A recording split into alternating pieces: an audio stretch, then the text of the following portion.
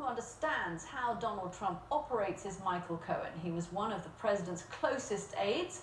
He is the author of Disloyal, a memoir about his time working for the president. And he is the host of the podcast Mea Culpa. He recently spent time in Otisville Federal Prison and is serving the rest of his sentence at home, from where he joins us now. Mr. Cohen, thank you very much for joining us. Well, thank you, Katie, and thank you very much for putting in the Otisville. Do you think there is a chance that Donald Trump might come out of this brush with the coronavirus thinking differently about this pandemic? No. Donald Trump went in and he's going to come out of Walter Reed with the identical understanding, which is predicated on ignorance and arrogance. This COVID-19 is serious. He doesn't seem to want to accept or understand the fact that 210,000 people have now died as a result of this. For him, he thinks he's going to bully this virus to the point that it's not going to affect him or others. I mean, there's what now, 32 different people, I believe, that are being tested and checked because of what? Because, again, of his ignorance and arrogance. Could you imagine if you went to Bedminster, New Jersey for that fundraiser?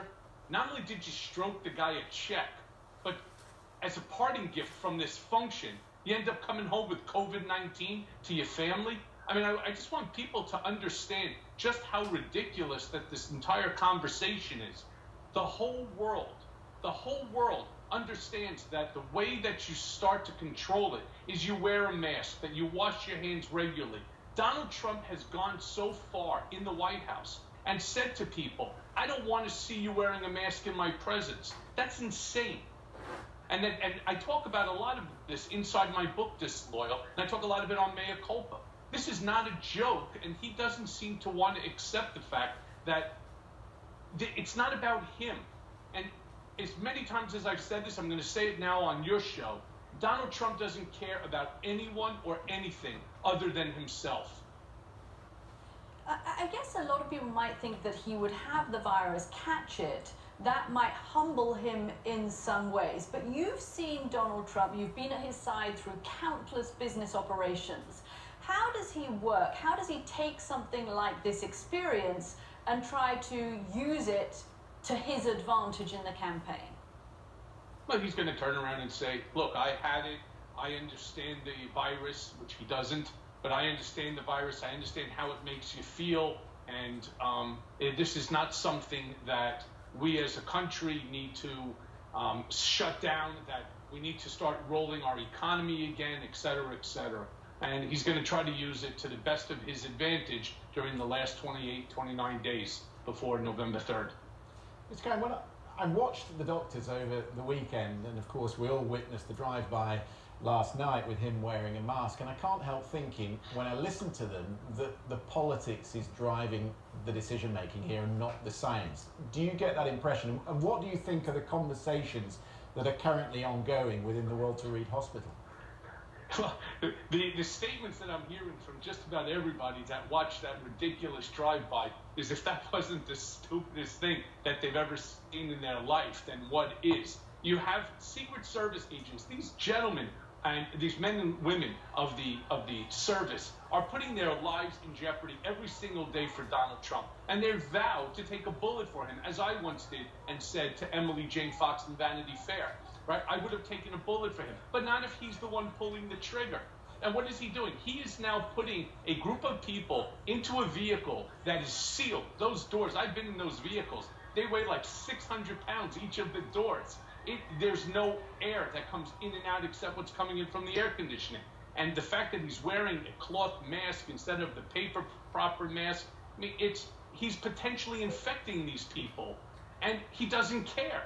Because, again, Donald Trump doesn't care about anyone or anything other than himself.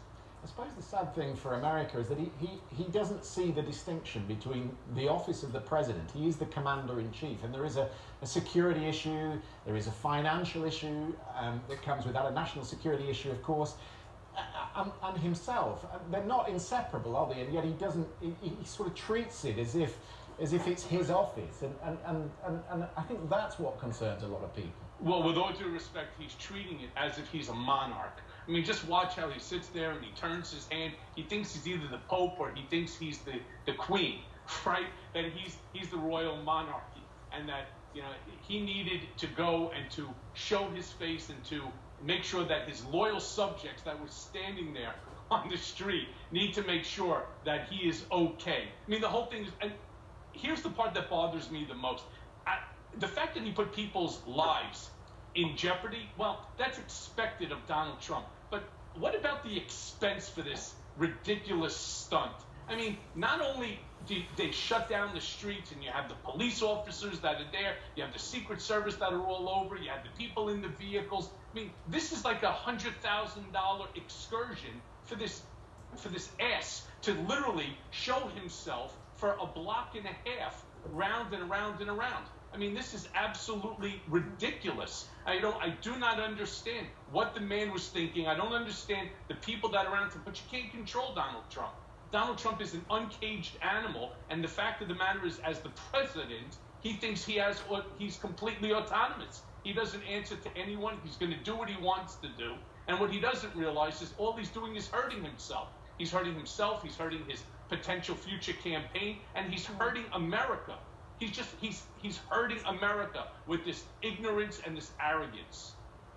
So let's look at that campaign, because I'm sure that Mr. Trump is seeing the poll numbers like anybody else is seeing them, especially coming out of last week's debate when he seems to have taken quite a nosedive in the poll in some of those swing states.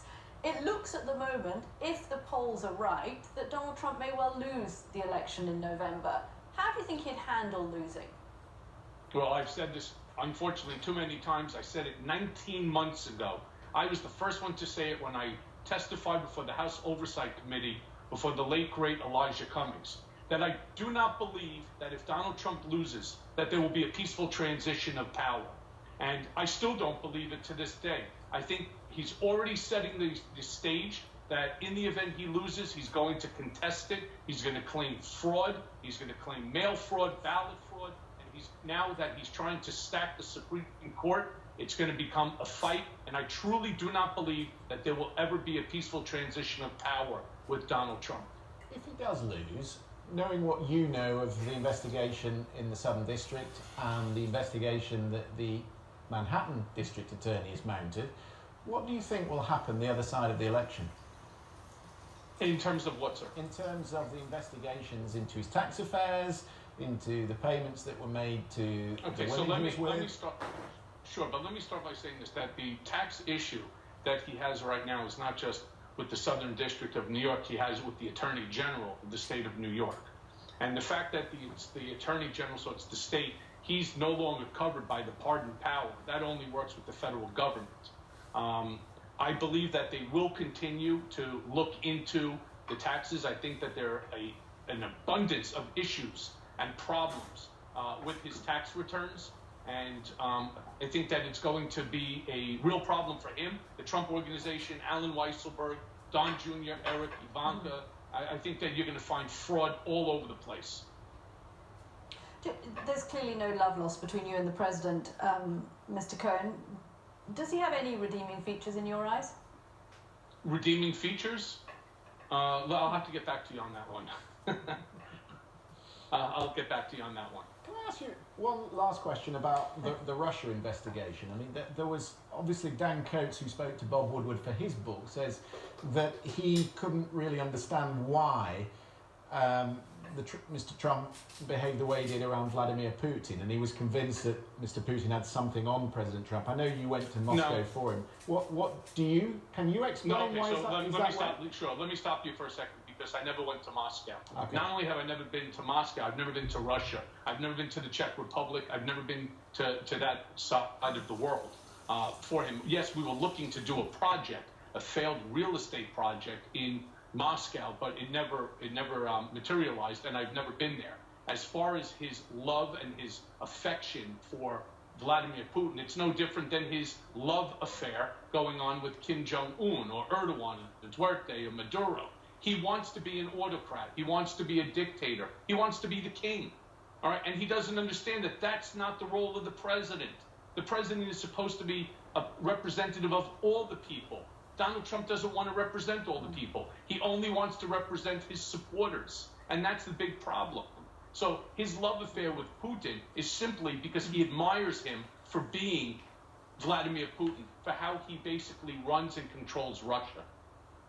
And as far as this Russia investigation that went on early on, there's so much that's there that is incorrect.